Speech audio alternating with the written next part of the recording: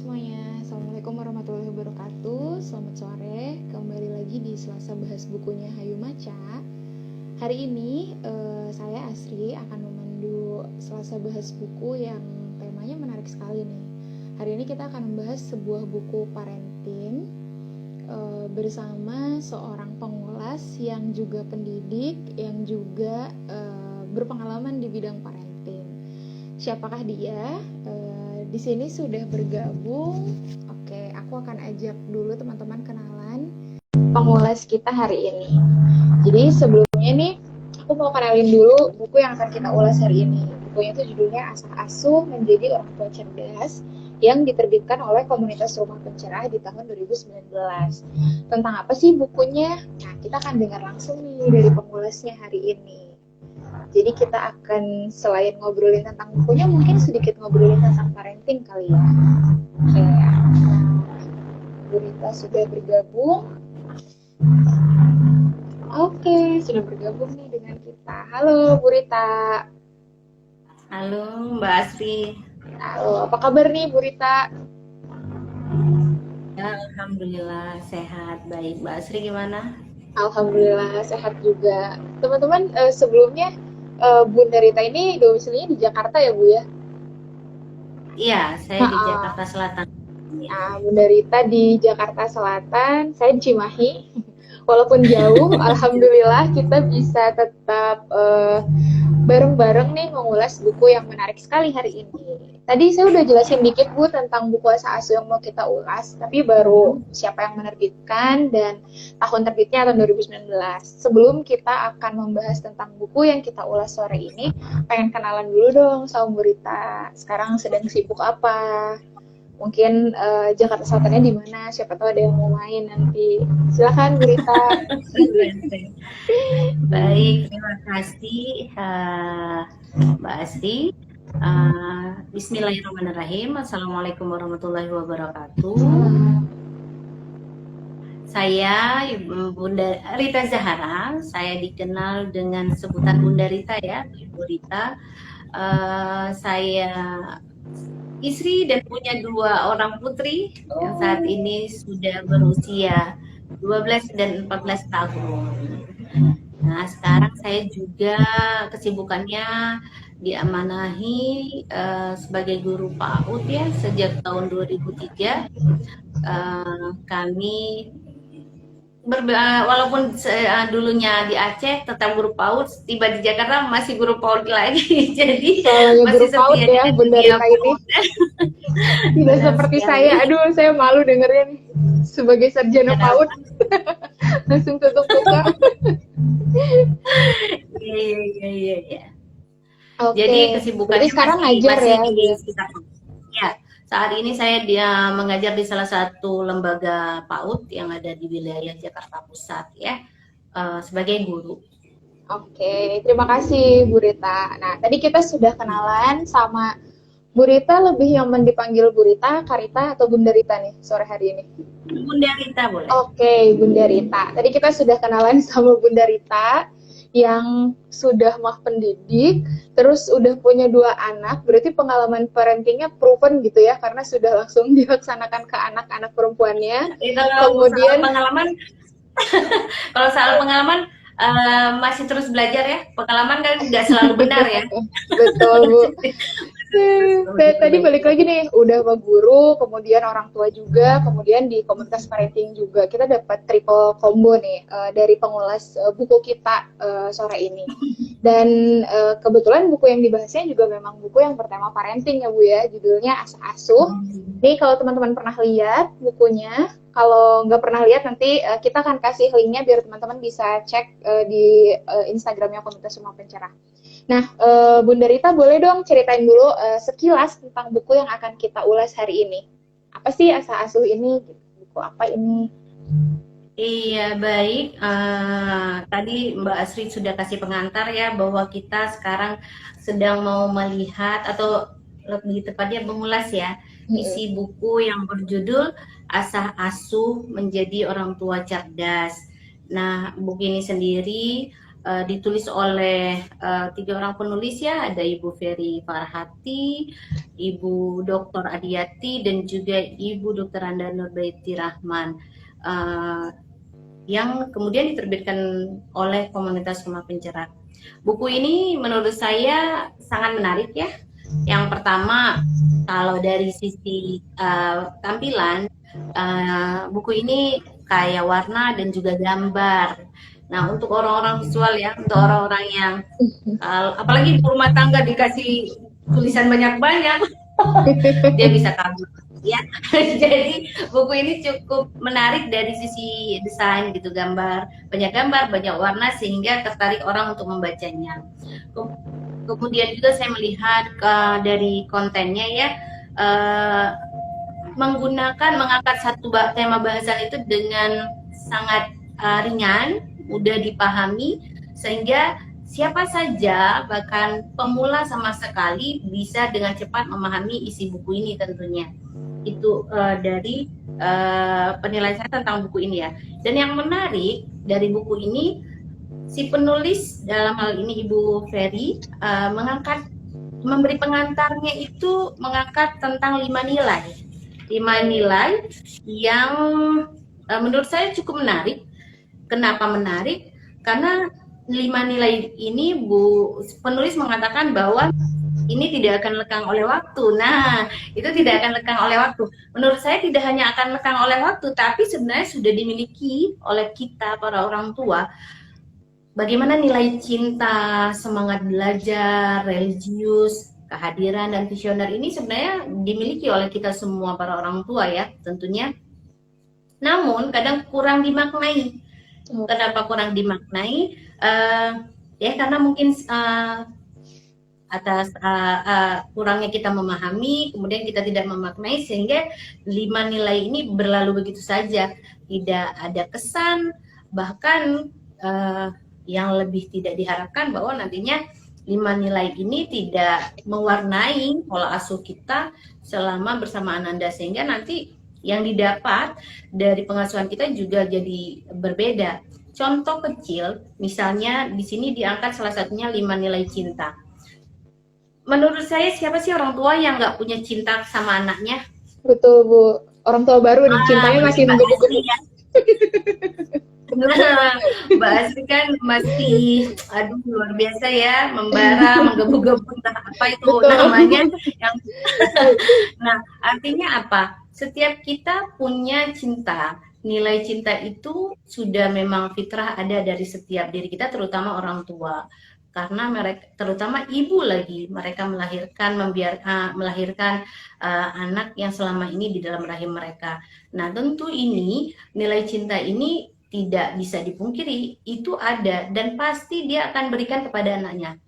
Nah, tadi saya bilang bahwa bagaimana ternyata dalam perjalanan waktu si orang tua juga tidak memaknai cinta ini, sehingga nantinya dalam pengasuhannya yang ditangkap anaknya jadi berbeda. Contoh kecil, banyak di antara kita, dan mungkin saya pun masih harus belajar, ketika menginginkan sesuatu hal yang kemudian dia lakukan oleh anak-anak kita lebih memakai intonasi, nada yang agak sedikit lebih tinggi, sehingga anak kurang memaknai. Dengan dalih kita mengatakan, ya ini karena saya sayang, ini karena saya cinta sama kalian, itu kenapa saya marah, mama marah atau ayah marah.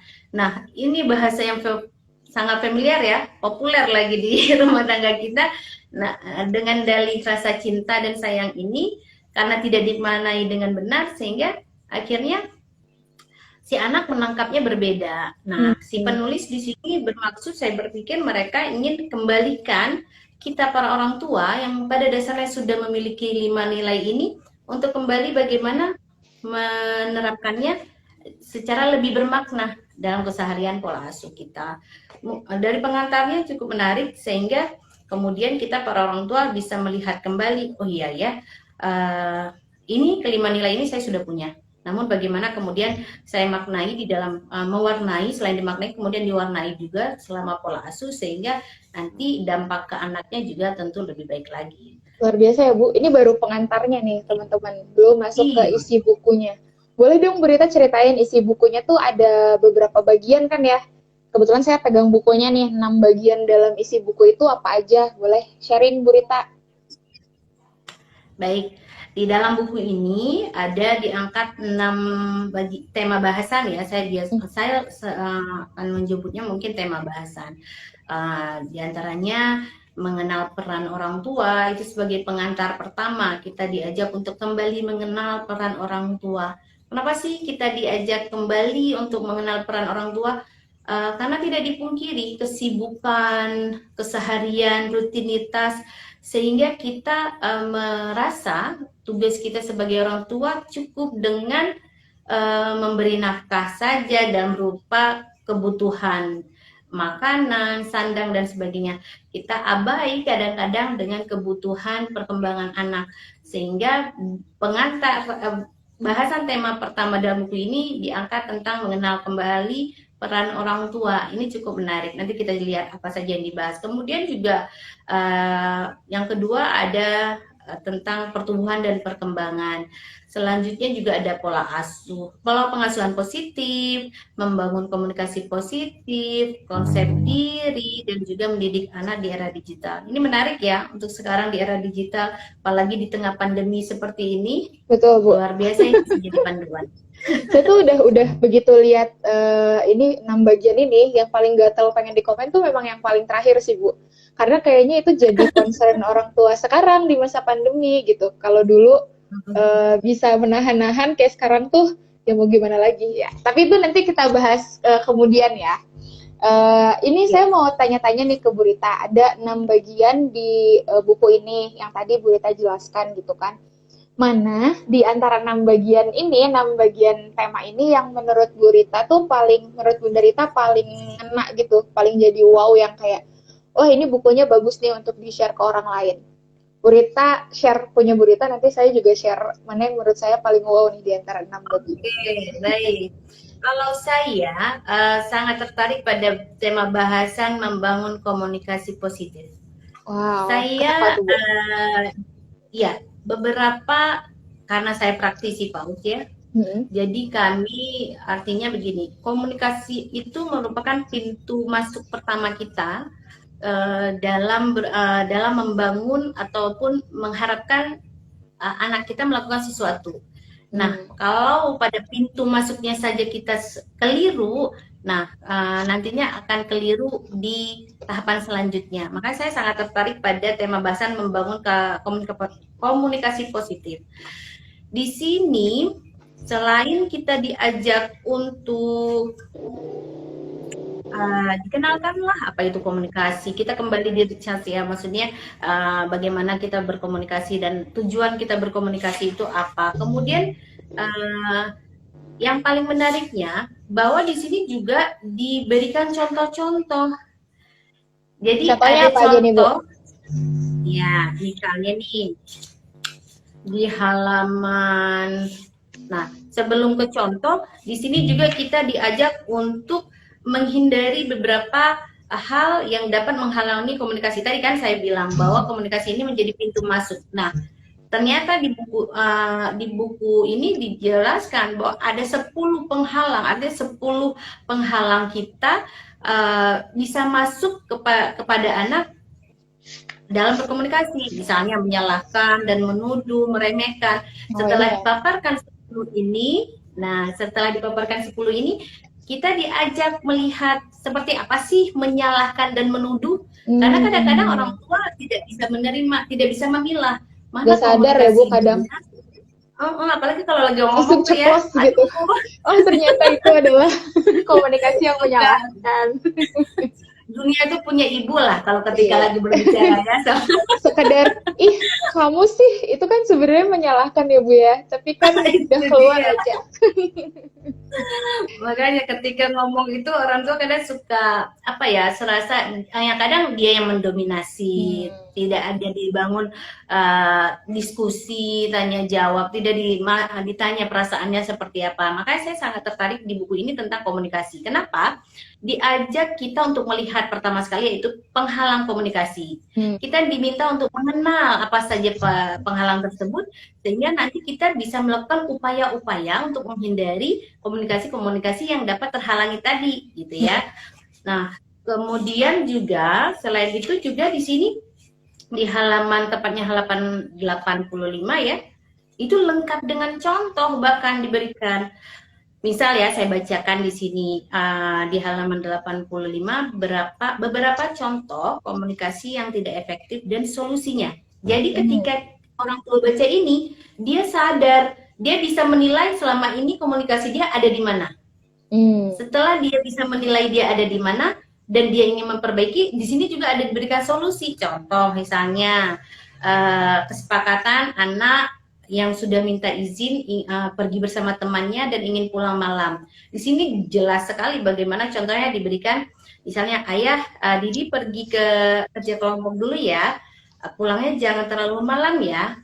Nah, bahasa yang selama ini menurut saya awam dulu sebelum saya mengetahui ya ini biasa dan ini tidak masalah ya. Iya. Ternyata Anyway, jawabannya gini teman-teman.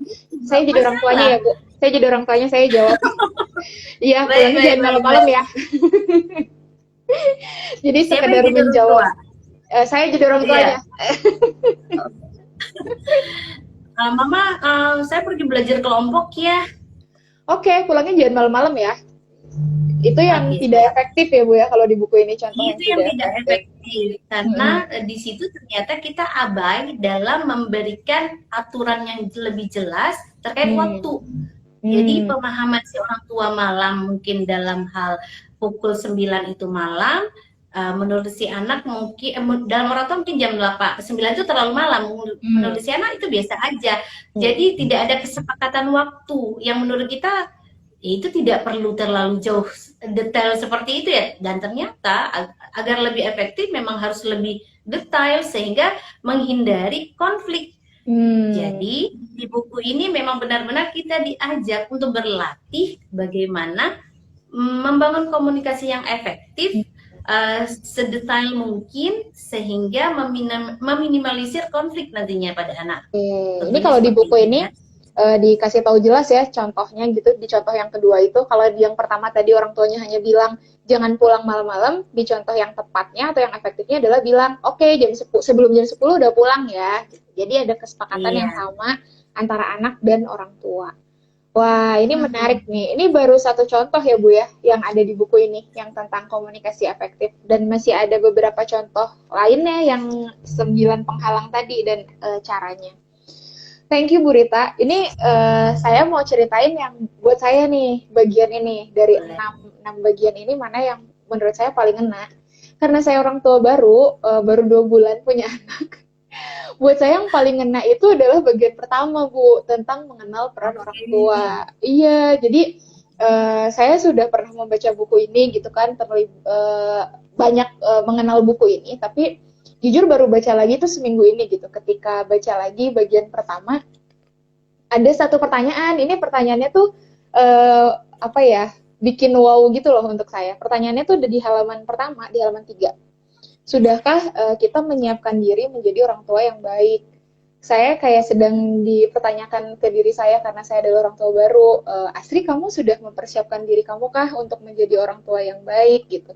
Jadi rasanya membaca buku ini, terutama di bagian pertama itu kayak ini kayak lagi dikasih tahu gitu peran orang tua adalah peran yang baru. Terus yang paling saya suka adalah di bagian pertama ini kita diingatkan bahwa sebagai orang tua, kan biasanya tuh diingatinnya semua anak itu punya potensi, semua anak itu punya bakat, semua anak itu hebat. Tapi di bagian pertama ini juga mengingatkan kalau nggak hanya anak yang punya potensi, tapi kita sebagai orang tua juga punya potensi yang besar, dan itu kayak dapat penguatan gitu loh di bagian pertama. Makanya saya suka banget bagian pertamanya. Mungkin karena saya bacanya sebagai orang tua baru gitu. Nanti kalau 10 tahun lagi kayak Bu Rita, mungkin bab yang lain nih jadi favorit saya. Tapi dia benar. Bagian pertama ini sebenarnya menarik untuk siapa saja, bahkan saya yang sudah lama gitu ya jadi orang tua ya. Belum lama ya. Artinya begini.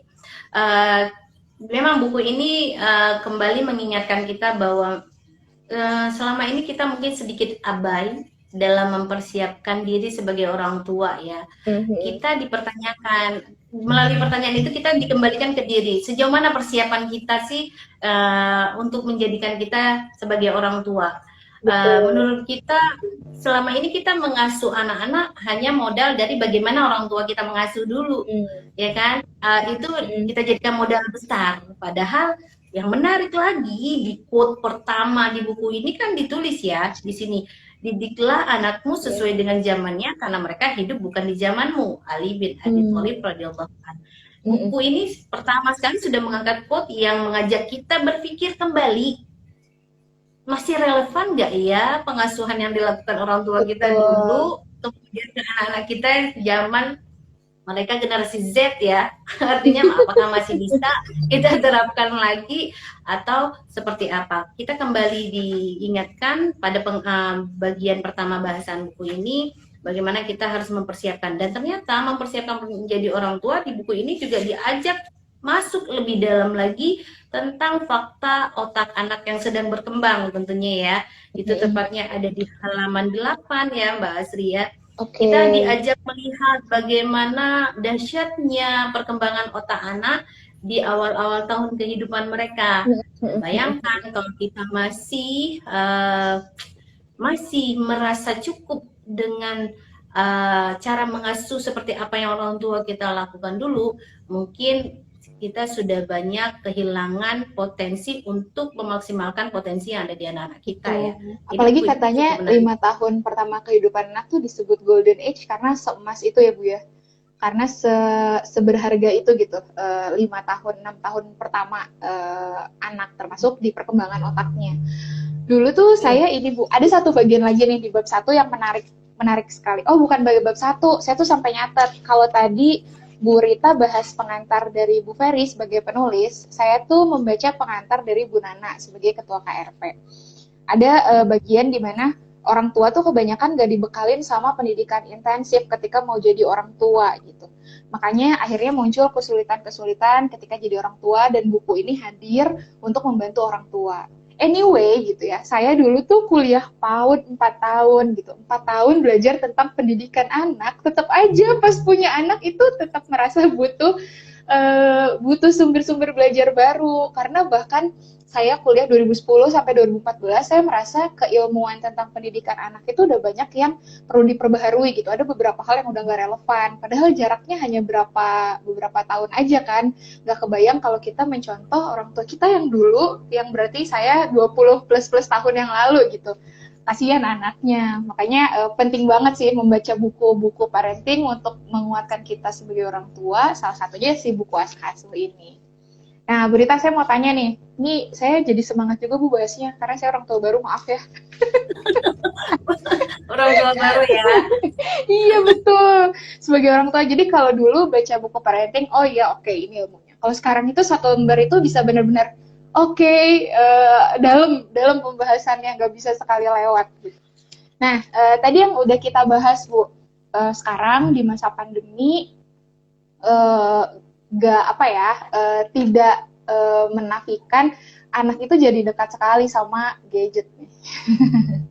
Kalau sebelumnya aturan-aturan tuh diberikannya jelas, gadget weekend ya, gadget 1 jam ya sehari gitu untuk anak-anak yang udah besar. Sekarang itu benar-benar sekolah pakai gadget, main, ketemu temen lewat video call, ketemu keluarga juga pakai video call gitu. Nah, pembahasan yang di bab 6 atau di bagian 6 ini jadi relevan sekali. Boleh dong Bu Rita mengulas sedikit nih tentang apa sih yang ada di bagian 6 dari buku ini tentang mendidik dan membimbing anak di era digital.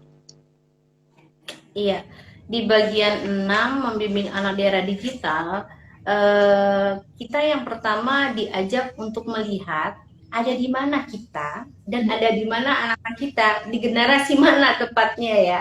Nah, silakan orang tua masing-masing bisa mengukur. Oh ya, misalnya saya itu sepertinya generasi Y. Luar biasa ya.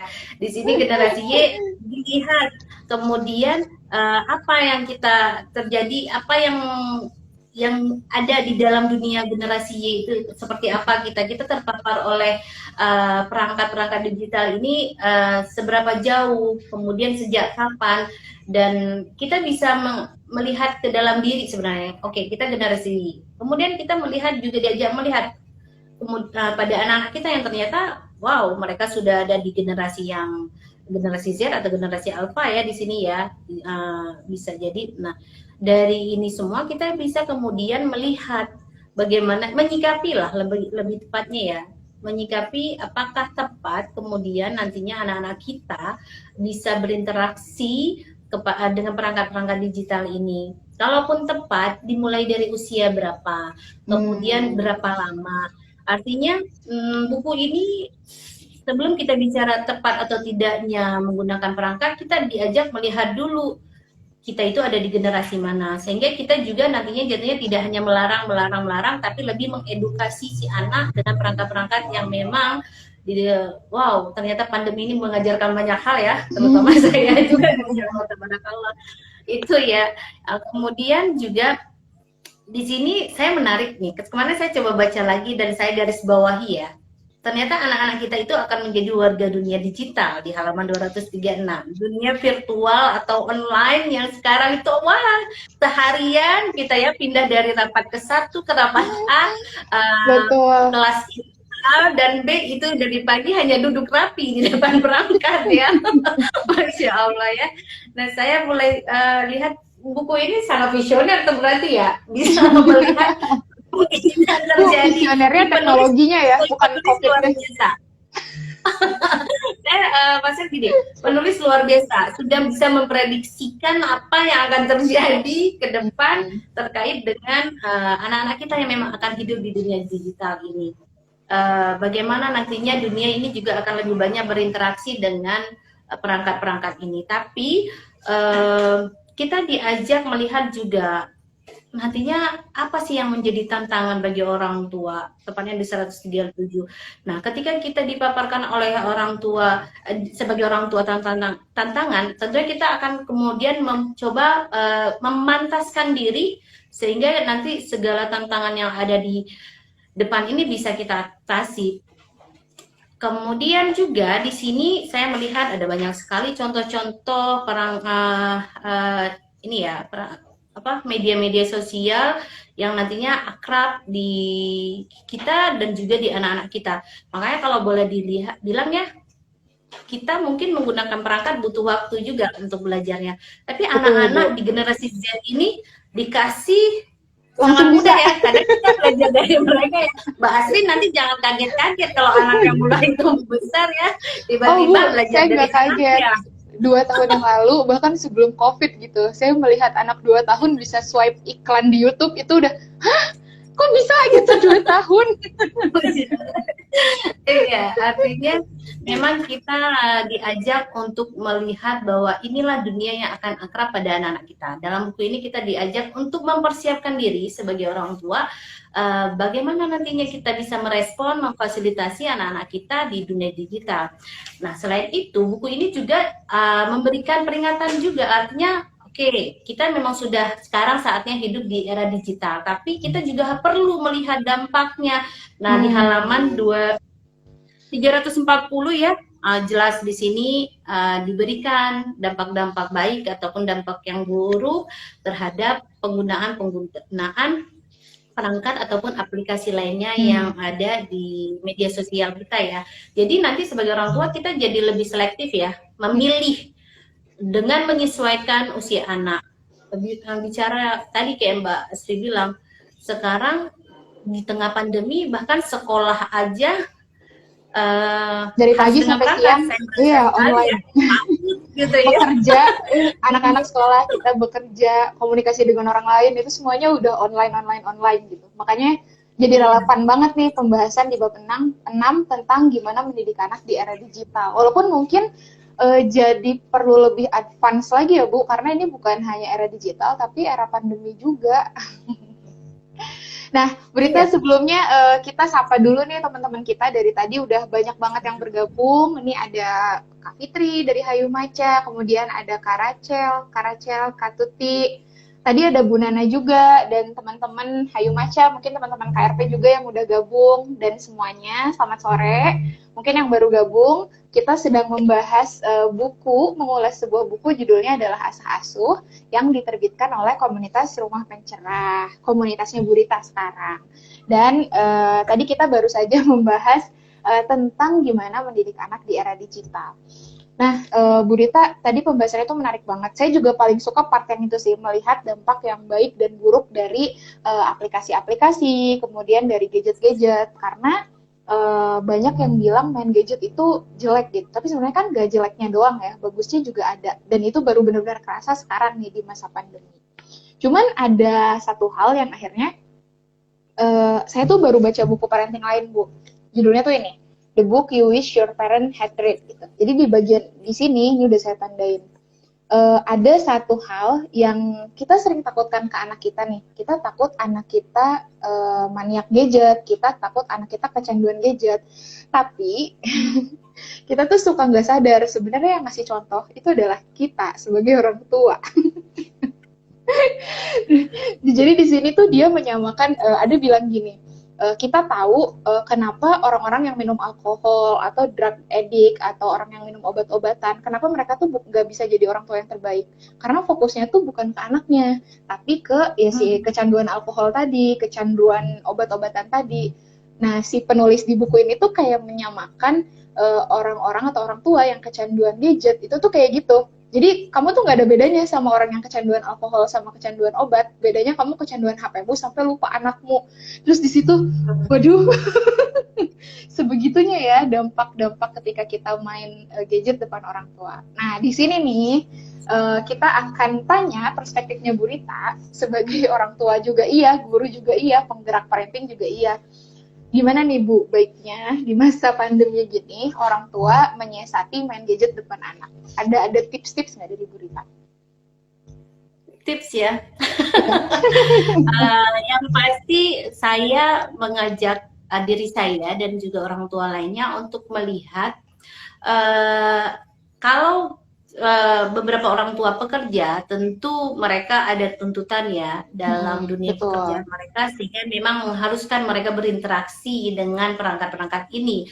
Nah, kita bisa memulai dengan memberikan informasi kepada anak-anak tentunya, alasan kita menggunakan perangkat, kemudian batasan waktu yang juga kita bisa sampaikan ke anak-anak. Ya kalau jam kerja kan memang ada batasannya.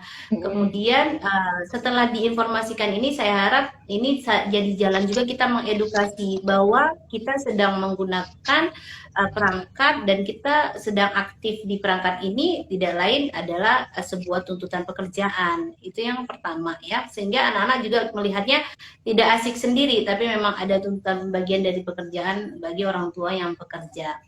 Kemudian ini penting diinformasikan di awal, nantinya akan bisa masuk pada aturan bersama yang akan bisa kita bangun di dalam rumah itu sendiri. Bagaimana kita sepakati, oke, memang sedang pandemi, semuanya kita harus berinteraksi melalui perangkat, sehingga misalnya si kakak memang sekolahnya juga harus menggunakan perangkat, adik juga seperti itu, dan ibu ayah juga harus seperti itu. Nah, kita akan mengajak mereka untuk silakan fokus pada perangkat sebagai sarana untuk memudahkan kamu belajar, memudahkan kamu berinteraksi sosial, sehingga nanti pada waktu-waktu khusus, nah perangkat ini juga harus kita sepakati untuk tidak digunakan tentunya, sehingga momen kebersamaan, momen interaksi di dalam keluarga juga tidak hilang, pastinya kan seperti itu. Jadi lebih kepada memberikan edukasi ya, karena kalau menarik sama sekali sudah tidak mungkin. Pandemi sudah mengajarkan kita tidak mungkin kita menarik. Kalau kita menarik berarti kita tidak ikut sertakan anak-anak kita di sekolah normal ya. Isolasi total ya Bu namanya itu.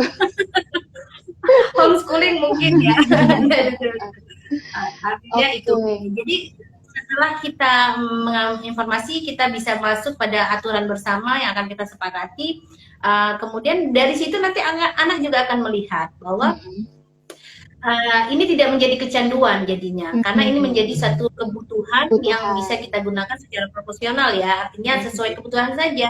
Kalau memang waktunya sudah selesai, terutama saya, misalnya kalau di rumah kita memang ajak anak-anak setelah jam maghrib, kita akan ada sesi untuk tadarus, kajian bersama, walaupun hanya kami aja isinya. Kemudian kita bahkan sekarang sedang buat program tausiah, artinya hari ini Wow, pematerinya luar saya, besok si biasa. kakak, besoknya si adik. Rumah Iya, tangga kami panutan. sedang. Iya, supaya momen-momen seperti ini yang bisa membuat Hmm, kita sementara sejenak untuk meninggalkan perangkat ini, oke. sehingga itu nuansa kebersamaan, nuansa interaksi di dalam rumah tangga juga tidak hilang gitu ya. Dan kalau ini dibudayakan di rumah, saya pikir perangkat ini tidak akan menjadi masalah besar karena yang mereka tangkap adalah bahwa penggunaannya sesuai dengan kebutuhan. Itu mungkin ya.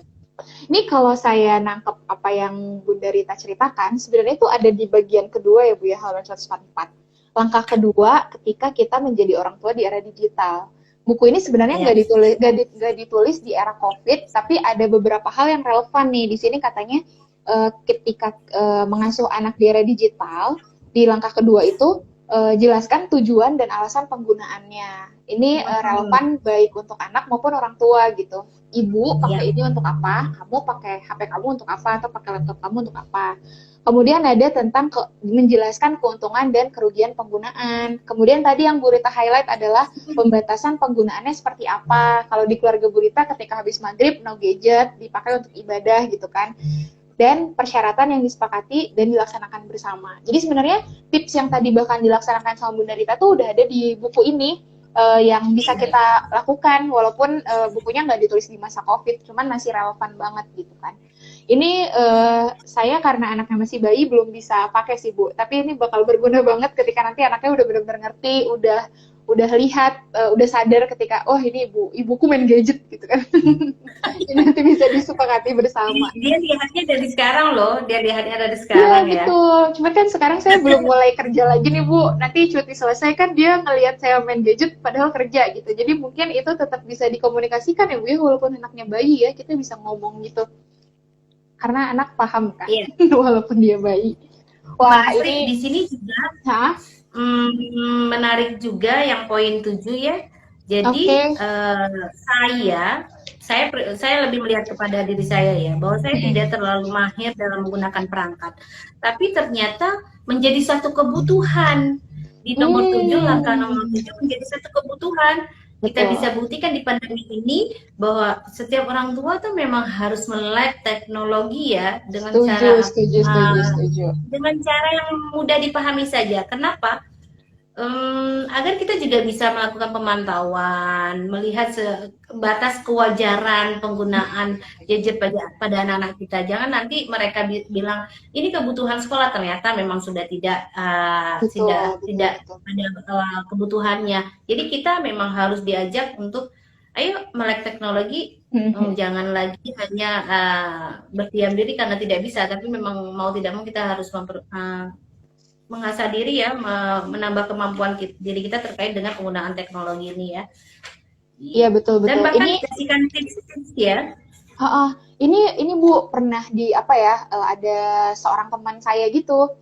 Jadi dia punya anak yang usianya udah ngerti gadget gitu kan. Dia tuh ngasih tips jangan sampai anak kita main apa kita tuh nggak tahu mainannya kayak gimana gitu. Kayak sekarang kan lagi rame game online atau apa ya.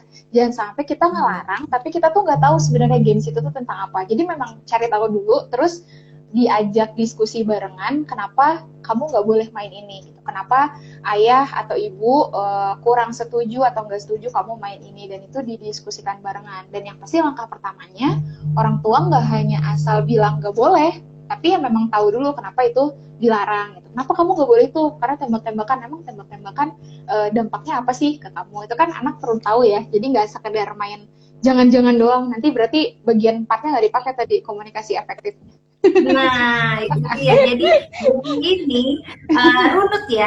Iya Kita runut bu. diajak melihat dulu orang kita sebagai orang tua, diasah dulu bagaimana kebutuhan-kebutuhan kita menjadi orang tua apa, diajak kita untuk kembali melihat dan setelah kita berusaha untuk memenuhi kebutuhan itu baru kita diajak melihat kebutuhan si anak nih terkait pertumbuhan Betul. perkembangannya, komunikasinya sehingga nanti apabila kita memperlakukan aturan-aturan di dalam rumah tangga kita yang juga diberikan contoh-contoh dalam buku ini bisa lebih diterima oleh anak, tentunya dengan komunikasi tadi. Maka saya sangat menarik tuh komunikasi itu ya. Komunikasi ya Itu yang Mas. paling menarik. Saya nanti Bu beberapa tahun setelah ini langsung. Oke, Baik, Bu baik. Rita. Tadi kita udah ngomongin hal-hal yang menarik banget, kemudian yang oke banget dari buku ini. Dari Bu Rita sendiri, ada yang dirasa, aduh kayaknya kalau ada ini akan lebih oke nih, atau kayak kritik untuk buku ini sendiri nggak? Ini karena kita sedang mengulas buku, jadi tidak semuanya oke-oke aja, tapi pasti ada yang tetap mengganjal atau masukan untuk buku ini. Ada nggak dari Bu Rita? Kalau dari saya tuh ada satu Bu, satu kurang banget sih. Apa? Maksudnya dikit lagi kalau ada ini tuh bakal perfect banget. Jadi di bagian mendidik dan membimbing anak di era digital tuh akan lebih lengkap kalau dilengkapi tabel ini. Kalau zaman sekarang ini kali ya, tabel penggunaan gadget pada anak kayak bayi sampai 2 tahun itu benar-benar 0 jam. Kemudian kayak 1 sampai 2 tahun mungkin kayak hanya berapa jam per hari dan itu digunakannya untuk apa. Kemarin ketika COVID kan muncul ya rekomendasi-rekomendasi kayak gitu dan kayaknya akan lebih sempurna lagi kalau ada itu di buku ini. Itu kalau dari saya sih. Kalau dari Bu Rita ada nggak? Menurut saya untuk pemula ya, untuk pengantar-pengantar dasar cukup ya untuk buku ini. Artinya saya melihatnya sudah memenuhi kebutuhan dasar bagi orang tua yang ingin tahu bagaimana menerapkan pola asuh. Karena orang tua itu terutama yang memang mengasuh hanya karena bagaimana orang tuanya mengasuh, biasanya kebutuhan mereka ketika membaca buku-buku ini adalah kebutuhan ketika mereka menghadapi kendala atau masalah selama pengasuhan, sehingga mereka mencari jawaban, Baru cari mencari tahu kenapa ketika sih. butuh ya Bu? Iya. Nah, mereka lebih kepada mencari tahu kenapa sih anak saya berperilaku seperti A misalnya. Nah, dalam buku ini kan dipaparkan ternyata kalau si anak berperilaku seperti A, mungkin ada pengalaman atau sebab yang dilakukan oleh orang tuanya sehingga berdampak pada perilaku anak tersebut. Kemudian juga tadi seperti saya bilang bahwa di buku ini juga diajak para orang tua untuk melakukan hal-hal sederhana, perubahan-perubahan sederhana yang kemudian memungkinkan terjadinya perubahan-perubahan perilaku pada anaknya dan juga pola asuh pada lingkungan keluarga. Betul, setuju. Yang paling aku suka itu sih Kak, Bu, Bun, apa aja nih panggilannya. Dari buku ini adalah contoh-contoh yang sederhana yang kayaknya nggak mungkin deh orang tua nggak bisa lakukan. Kayak tadi sekedar ngingetin anak itu pakai jam yang presisi biar bisa saling paham. Kayak semua contoh-contoh di sini tuh bisa banget mulai kita lakukan di rumah gitu. Dan perlahan ya, tidak perlu memaksakan. Oke, Bu Rita, ini menarik banget sih. Dua orang ibu ngomongin buku parenting itu kayaknya kalau nggak di stop tuh nggak akan berhenti teman-teman yang lagi nonton. Nah, jadi di sini aku pengen ngajakin teman-teman yang nonton nih ada 10 orang yang lagi live nonton atau nanti yang nontonnya dari rekaman. Aku pengen ngajakin teman-teman yang nonton untuk merekomendasikan buku parenting teman-teman nih di kolom komentar. Atau kalau ada pertanyaan juga boleh disampaikan. Kita masih punya waktu untuk lanjut diskusi. Nah, sambil kita tunggu teman-teman yang lain ngasih rekomendasinya nih buku parenting lain apa yang bisa ditonton, bisa dibaca sama orang tua atau calon orang tua. Aku mau tanya ke Bu Rita dulu, selain buku Asa Asuh, punya buku parenting apa yang direkomendasikan? Buku parenting ya. Ya, buku parenting. Karena temanya parenting. Iya, karena saya kan guru PAUD ya, jadi saya mungkin tidak banyak, tapi saya cukup familiar lah dengan buku-buku parenting ya. Oke. Saya baru selesai baca buku ini nih. Oh, apa tuh judulnya? Sentuhan Parenting. Ini sebenarnya isinya artikel Ustadz Budi Asari, LC. Beliau itu pakar pendidikan, pakar parenting dan juga pakar sejarah. Kita lebih kenalnya mungkin beliau pakar sejarah Islam ya. Tapi ternyata beliau dari sejarah-sejarah yang beliau angkat dikemas dalam sudut pandang parenting, ternyata kita tidak kehabisan referensi loh, kita tidak kehabisan contoh seperti apa sih pengasuhan yang bisa kita lakukan, kita terapkan di rumah kita masing-masing, karena sebenarnya walaupun ini lebih kepada agama Islam ya, tapi artinya saya mau bilang bahwa ternyata sejarah itu berulang. Sejarah itu berulang sehingga ada beberapa hal yang sangat relevan, bahkan masih bisa kita terapkan di dalam pengasuhan kita. Nah, dalam buku ini diajak untuk melihat sejarah yang sudah berlalu, bagaimana pengasuhan mereka kepada anak-anak mereka, dan relevannya untuk bisa kembali kita terapkan di zaman kita sekarang ya. Ini cukup menarik, walaupun isinya itu penggalan-penggalan artikel, tapi sangat dalam menurut saya ya. Saya sangat tertarik, bahkan ada beberapa coretan-coretan kecil.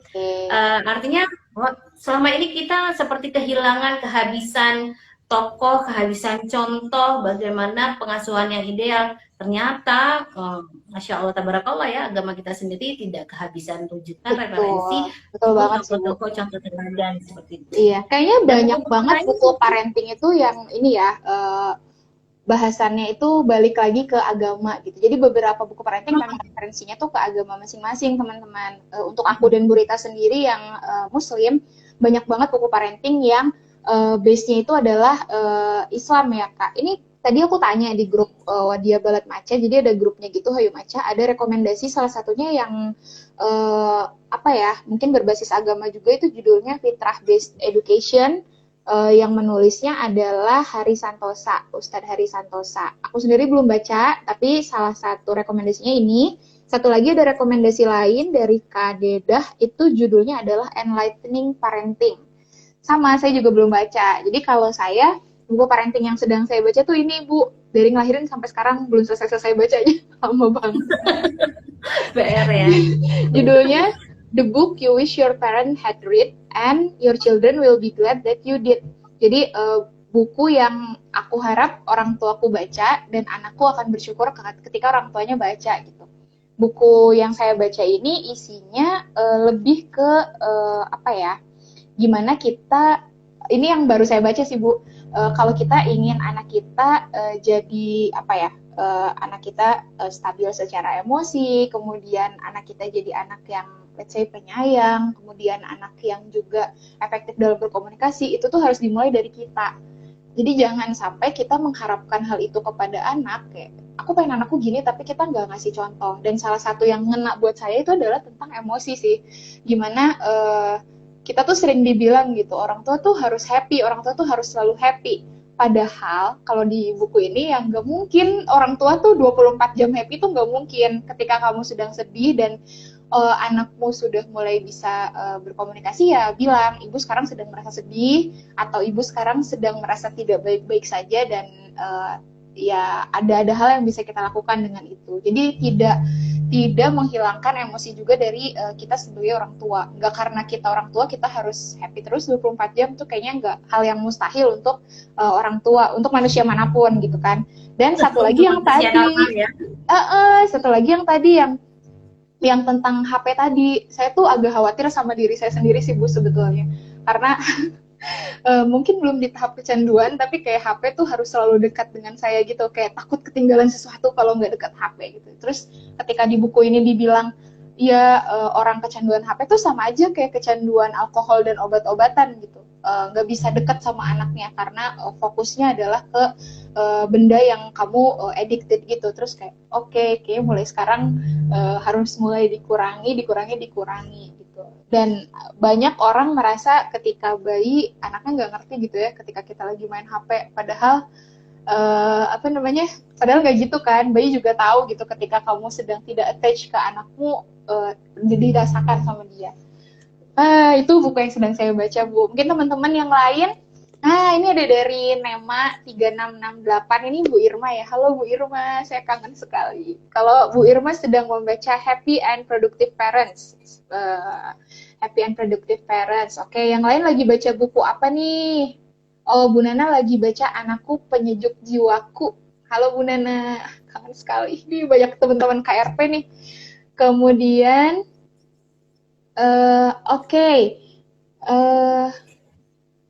Bu Wiki dari Hayu Maca sedang membaca Abiku Memang Hebat. Ini ditulis oleh Umar Humam, anak 12 tahun yang menuliskan pengasuhan ayahnya. Wow, saya selalu suka buku yang ditulis langsung sama anak-anaknya. Ada buku berita, kita di Hayu Maca pernah mengulas, judulnya itu Aku Maps Aku, Maps dan Babs, sama ya kalau nggak salah itu judulnya, yang ditulis sama Reda dan anaknya Socha. Itu kayak nyeritain keseharian, tapi juga di situ tuh kita nemu nilai-nilai parenting. Dan ketika membaca kisah dari perspektif anak, itu juga wah nggak kalah ngena nih. Oke, terima kasih teman-teman yang sudah menuliskan buku-buku parenting yang sedang ditulis, yang sedang dibaca sama teman-teman sekarang. Oke, ini nggak kerasa nih Bu Rita, beneran udah 50 menit kita ngobrol dari tadi. Seperti yang saya bilang, ketika dua orang ibu ngomongin buku parenting, nggak berhenti-berhenti ya. Nggak tamat-tamat ya. Sekarang saya punya pertanyaan lagi, kita balik lagi ke buku Asa Asuh nih. Ada nggak kutipan favorit Bu Rita dari buku ini yang pengen selalu di-highlight gitu, yang menurut Bu Rita tuh ngena banget? Tadi kan udah sharing yang pertama ya, yang halaman pertama, yang quotes dari Ali bin Abi Thalib, didiklah anakmu sesuai dengan zamannya, karena mereka bukan hidup di zamanmu. Selain itu ada nggak kutipan yang dirasa, wah ini dalam sekali gitu? Teman-teman yang lain yang nonton juga boleh ya, sharing. Saya masih tertarik, itu yang pertama tadi saya sebut. Kenapa? Karena menurut saya, walaupun kita sedang hidup di kota besar ya, Jakarta gitu, yang saya pikir,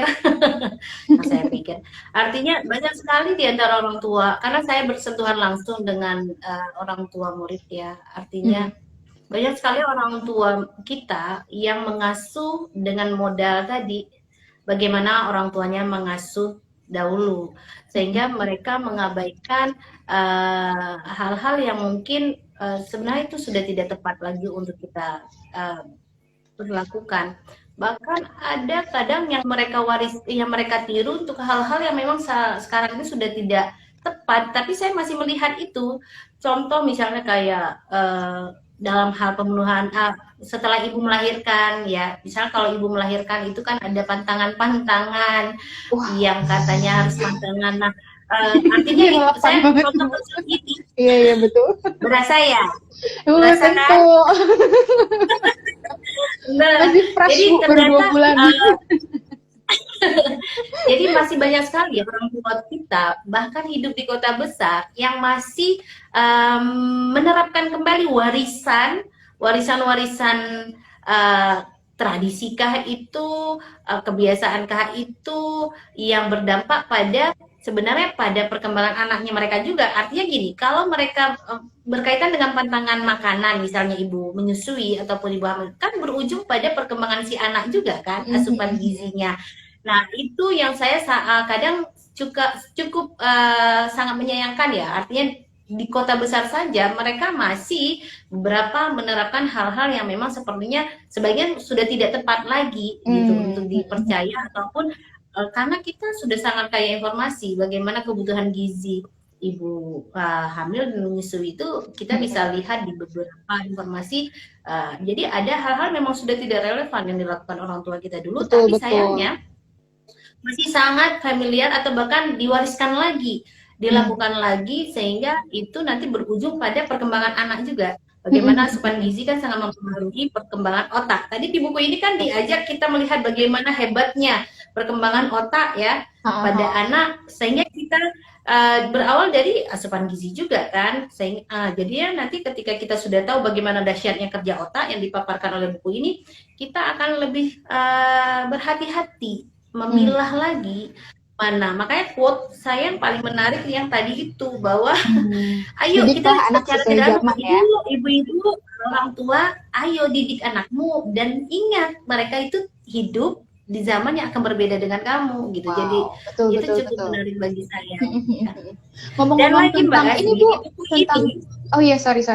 Aku mau nambahin dikit tentang tadi didik sesuai zamanmu. Mungkin kalau dari perspektif Bu Rita, jangan sampai kayak kena mitos-mitos orang tua dulu. Nah, buat orang tua what so called milenial gitu ya, yang katanya orang tua milenial nih, aku nih, jangan juga jadi over inform gitu. Jangan sampai informasi yang kita terima juga jadi berlebih karena kita penasaran, kita cari tahu dari Instagram doang gitu, tapi semuanya tuh kita telan mentah-mentah gitu. Akhirnya jadi terlalu banyak informasi dan kita sendiri bingung gitu.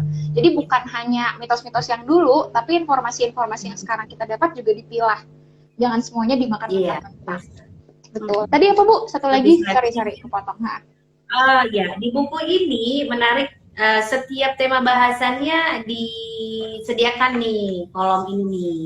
Oh, oke. Nah, jadi Kayak notes kita gitu ya. dibangun kesadaran. Kita Mm-mm. dibangun kesadaran.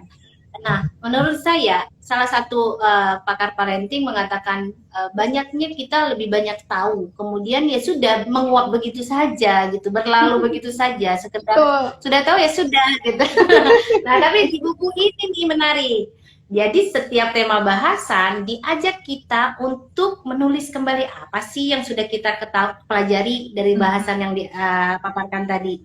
Jadi kita diajak sedikit menulis bahwa orang tua, yuk kita tulis apa yang sudah Anda pahami dari buku ini. Kemudian kita diajak melakukan apa ya? Kalau saya bilang Bikin plan gitu ya Bu, bikin rencana tindak lanjut. nah, rencana, janji diri kah, komitmen kah, atau apa, tekad kah, sehingga nanti kita kalau ditulis kan, kalau kata orang bijak, apapun mimpimu ditulis supaya tercapai kan. Ada juga yang bilang Nah, gini Bu, apa yang diucap akan lenyap, tapi apa yang dicatat akan diingat. nah, tidak hanya diingat, sepertinya akan terwujud juga ya, mudah-mudahan ya. Nah, jadi di buku ini diajak kita untuk menulis apa rencana, komitmen kita setelah kita paham target-target kecil yang mungkin ingin kita rubah setelah kita tahu bahwa oh ini keliru dalam pengasuhan, misalnya tadi dalam hal membangun komunikasi positif kita tadi keliru. Nah, kita diajak untuk membuat rencana, komitmen saya sebaiknya akan melakukan ini. Nah, dengan menulis kita bisa akan lebih mudah mencapai target. Tadi di awal, kalau hanya sekedar tahu, biasanya nguap berlalu begitu saja. Biasanya ya, masuk kanan kuping Betul kanan. Bu. Kebanyakan seperti itu. Tapi Saya juga menulis, gitu kok. Harus jadi kalau dicatat. menulis itu, jadi kita buka dan tulis saya beberapa sama anak-anak tuh, jadi kayak ada kesepakatan baru yang saya bilang misalnya, oke, mulai besok ini target kita ya, itu akan saya tulis dan dipajang di depan mereka, jadi mereka lihat, sehingga itu menjadi kesepakatan bersama dan kita lihat setiap hari, mau tidak mau seolah kita ditagih mana nih janji yang kemarin, komitmen yang kemarin yang sudah direncanakan. Bisa jadi pengingat juga ya Bu, jadi reminder. Benar sekali. Oke, Bu Rita, jadi ini itu kita diberi wadahnya ya untuk menulis dan menuliskan rencana-rencana target. Betul. Jadi nggak hanya baca, kita diajak untuk merefleksikan, kemudian bikin rencana tindak lanjut dari apa yang kita baca. Ini nggak kerasa Bu, benar-benar sudah 3 menit lagi 1 jam. Menyenangkan sekali pembahasan sore ini sampai nggak kerasa. Pengennya lanjut-lanjut lagi, tapi sayang sekali waktunya hanya 1 jam. Nah, saya ingin Bu Rita menutup sesi kita sore ini dengan membacakan sebuah ini apa ya, jatuhnya puisi kali ya, dari Dorothy Launope, halaman 112 Bu, di pengantar bagian 5. Ada satu puisi judulnya Anak Dibesarkan dari Kehidupan. Boleh dong Bu Rita bacain untuk menutup sesi kita sore ini. Ini favorit saya Bu di buku ini. Ini ya karena memang ini ya, saya juga pertama kali dapat gini ya ketika kita kan sama-sama bidang pendidikan anak usia dini ya. Jadi ya ini terus menerus. Tapi ketika ada tetap dalam bacanya. Benar. Baik, saya coba bacakan ya. Anak Dibesarkan dari Kehidupan oleh Dorothy Launope. Jika anak dibesarkan dengan celaan, maka ia belajar memaki. Jika anak dibesarkan dengan permusuhan, maka ia belajar berkelahi. Jika anak dibesarkan dengan cemoohan, maka ia belajar rendah diri. Jika anak dibesarkan dengan penghinaan, maka ia belajar menyesali diri. Jika anak dibesarkan dengan toleransi, maka ia belajar mengendalikan diri. Jika anak dibesarkan dengan motivasi, maka ia belajar percaya diri. Jika anak dibesarkan dengan kelembutan, maka ia belajar menghargai. Jika anak dibesarkan dengan rasa aman, maka ia belajar percaya.